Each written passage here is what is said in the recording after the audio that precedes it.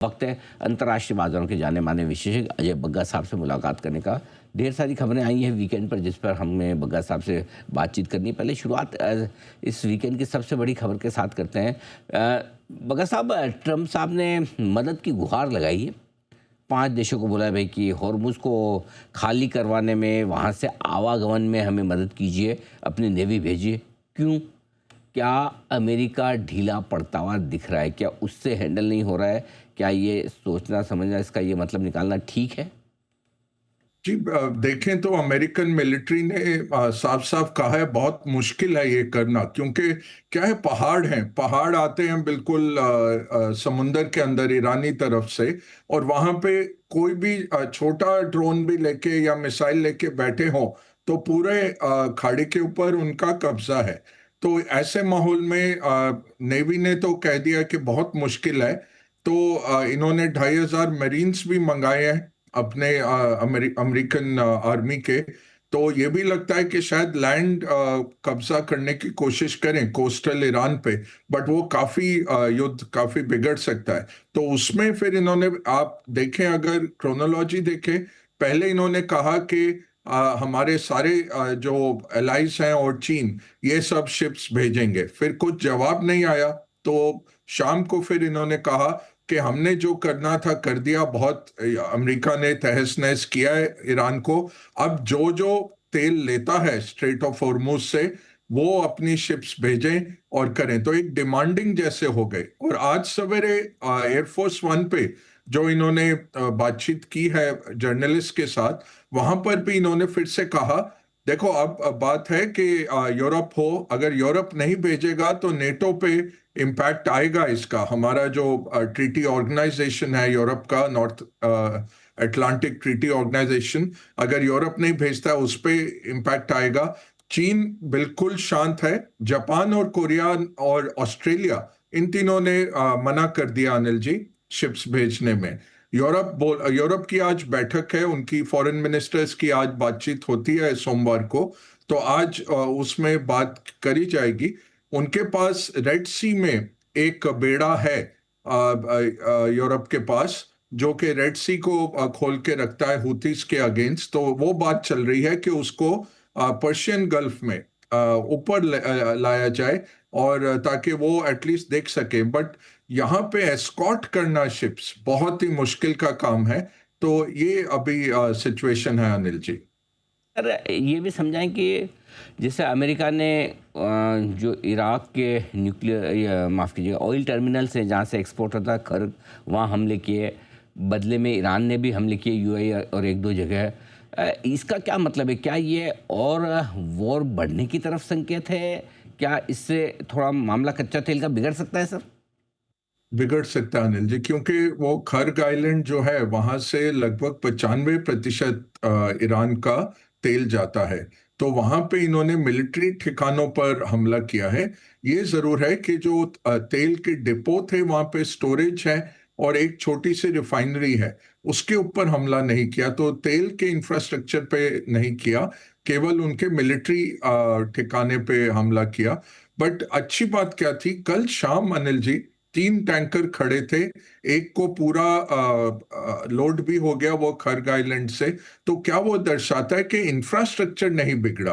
क्या है वो, ईरान के मेनलैंड से पाइपलाइन से यहाँ तेल आता है, भरा जाता है, फिर वहां से फिर हवाई जहाज, ये समुद्री जहाज में इसको ट्रांसफर करते हैं, और वो जहाज फिर दुनिया भर जाते हैं। तो कल एक सुपर टैंकर में रात को भर रहे थे तेल, और 3 और लाइन में खड़े थे। वो सारे ईरान के फ्लैग वाले सुपर टैंकर थे, और वो निकले हैं चीन के लिए।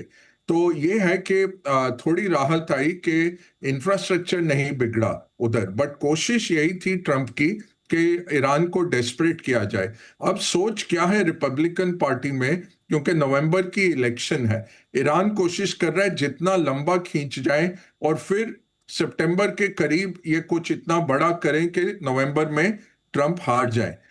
ईरान कोशिश यही है कि जितना देर खींचते जाएं, क्योंकि ये तो अभी इतने सालों से सैंक्शंस में बैठे थे, तो दुख तकलीफ इनके लिए कोई बड़ी अहमियत नहीं रखती। ट्रंप की क्या सोच है कि जल्दी से जल्दी एक फ्लैश पॉइंट आए, तेल को जितना बढ़ना है बढ़ जाए, ताकि हमें फिर 6 महीने मिल जाए सब कुछ नॉर्मलाइज करने में। तो एक तरह से ये एक एस्केलेशन था अनिल जी, खार्ग आइलैंड पे जो अटैक किया गया। अच्छा, आपने बताया भी। ऐसे में क्या सर फिर से कच्चे तेल के $120 तक जाने का रिस्क है? वही जो आप देखें, जो एनालिस्ट आप कह रहे हैं अनिल जी कि अगर 1 महीने तक डिसरप्शन रहा तो $31 तेल बढ़ता है, तो 105 जो अभी चल रहा है उसके करीब आता है 1 महीने में। 3 महीने अगर ये डिसरप्शन रह गया तो 160 170 उनकी कैलकुलेशन है। तो अभी देखें तो बैकवर्डेशन में है कि फ्यूचर्स नीचे हैं, स्पॉट से फ्यूचर्स नीचे हैं, मार्केट अभी भी कॉम्प्लेसेंट है कि ये हो जाएगा, ट्रूस हो जाएगा, इतनी लंबी अवधि के लिए नहीं खींचेगा, क्योंकि दुनिया की इकोनॉमी पे बहुत बर्बादी के आसार हैं। अगर इतना बड़ा ये जो तेल का कब्जा किया हुआ है ईरान ने, अगर ये रह जाता है तो ज्यादातर मार्केट्स, अगर आप देखें ऑयल मार्केट्स हो, बाकी मार्केट सब यही दर्शा रहे हैं कि ये निपट जाएगा 1 महीने में। बट अब जिस तरह से बातचीत चल रही है, और ईरान भी बहुत वो है कि हमारे सारे लीडरशिप को मारा गया है, इतने बच्चे मारे, तो हम जल्दी में वो दिखते नहीं हैं। अगर वो इनको रोक के रखते हैं और डैमेज करते हैं तब 150 भी जा सकता है अनिल जी। 1 महीने के लिए 105, 3 महीने के लिए 160, ये है कैलकुलेशन। 5 और 160 ही दो है। अच्छा सर, एक चीज़ और, क्या पिछले 3-4 दिनों में, 5 दिनों में ऐसा लग रहा है कि युद्ध के मामले में थोड़ा अमेरिका कंपैरेटिवली कमज़ोर पड़ रहा है, इन द सेंस कि अमेरिका बैकफुट पर आ गया है, क्योंकि ईरान शायद उनकी उम्मीद से ज़्यादा लड़ रहा है। और ऐसे में अगर अमेरिका लंबे समय तक बैकफुट पर रहे तो क्या युद्ध तभी खत्म हो? कोई मीडिएटर तो दिख नहीं रहा, तो युद्ध खत्म होगा तो कैसे? क्या इसी वजह से होगा? अभी क्या अनिल जी, अरब देश भी नहीं चाह रहे कि अमेरिका अभी निकल जाए, क्योंकि फिर ईरान पूरा उन पे हावी हो जाएगा।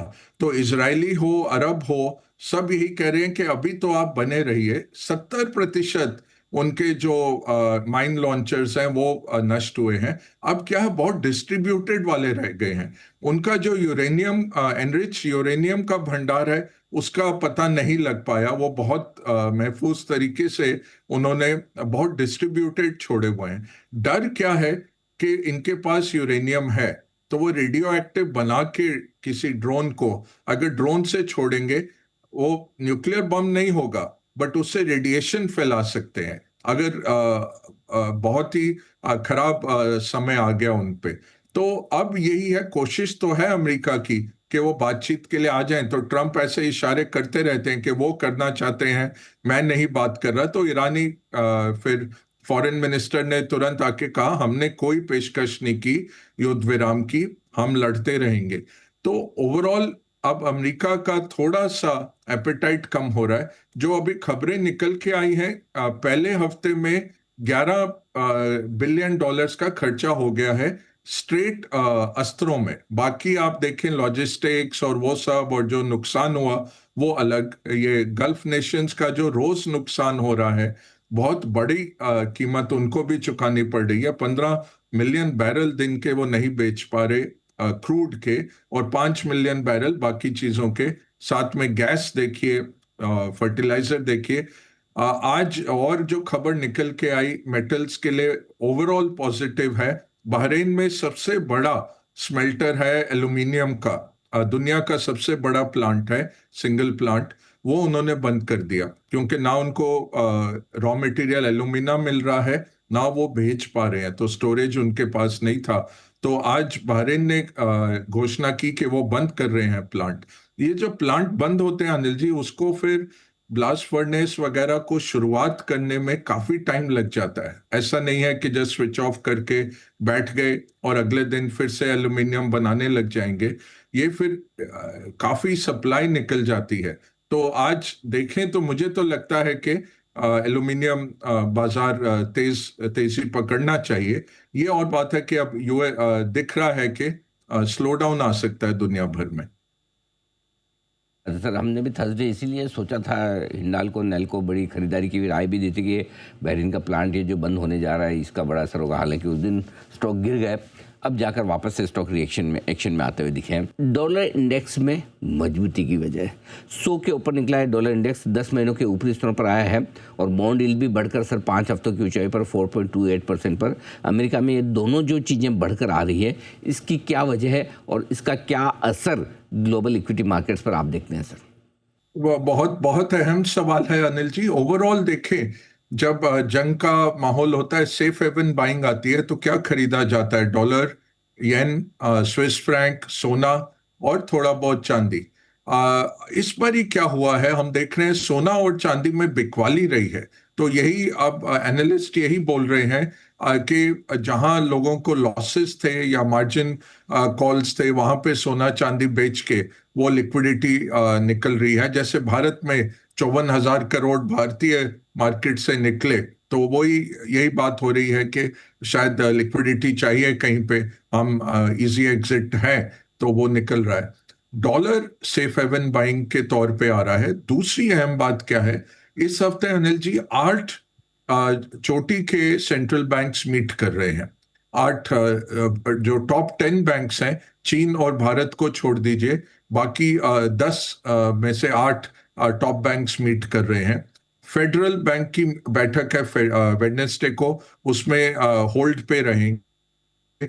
उसके चलते भी डॉलर को सपोर्ट मिल रहा है कि रेट कट अब दिसंबर तक अगर हुआ, इस साल दिसंबर से पहले नहीं होता, इन्फ्लेशन ज्यादा हावी है। बैंक ऑफ कनाडा मीटिंग है वेडनेसडे को, उसको तेल से फायदा हो रहा है, तेल की कीमतें बढ़ रही हैं, बट इकोनॉमी नीचे जा रही है, होल्ड पे रहेगा। ईसीबी और बैंक ऑफ इंग्लैंड थर्सडे को मीटिंग है, वो होल्ड पे रहेंगे। कल royal bank, reserve bank of Australia की बैठक है, वो रेट हाइक करेंगे। पिछले महीने भी किए थे, उनकी इन्फ्लेशन बहुत बढ़ गई है, तो लगता है कल भी वो रेट हाइक करेंगे। बैंक ऑफ जापान फ्राइडे को मीट करता है, वो भी होल्ड पे रहेंगे। और फिर स्विस बैंक जो जीरो पे आ गया है, बट वो लगता है कि अपना स्विस फ्रैंक बेच के वो स्विस फ्रैंक में जो स्ट्रेंथ आ रही है उसको हटाएंगे, बनिस्बत इसके कि नेगेटिव इंटरेस्ट रेट जाने में। उनको भी दिक्कत है कि स्विस फ्रैंक बहुत तेजी से बढ़ गया है सेफ हेवन बैंक से।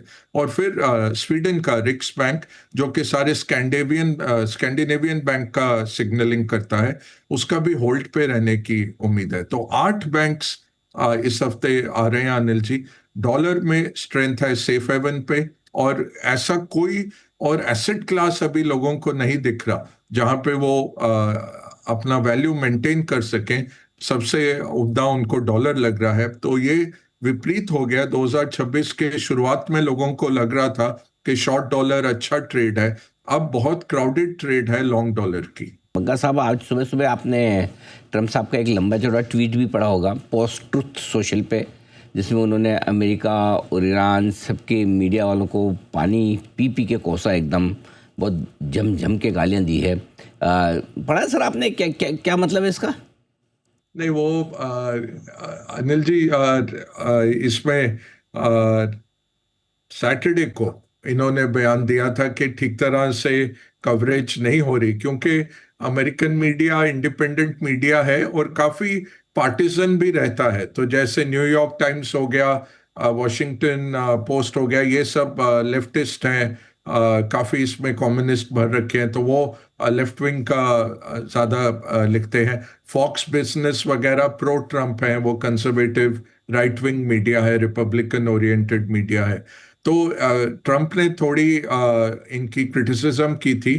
तो इनके जो एफसीसी के हेड हैं, ट्रम्प के नियुक्त किए हुए, उन्होंने कहा कि ये जो अमेरिकन मीडिया है बहुत एक तरफा इस जंग का कवरेज कर रहा है, और मैं इनका न्यूज़ का ब्रॉडकास्टिंग का लाइसेंस छीन लूंगा अगर ये कंटिन्यू हुआ।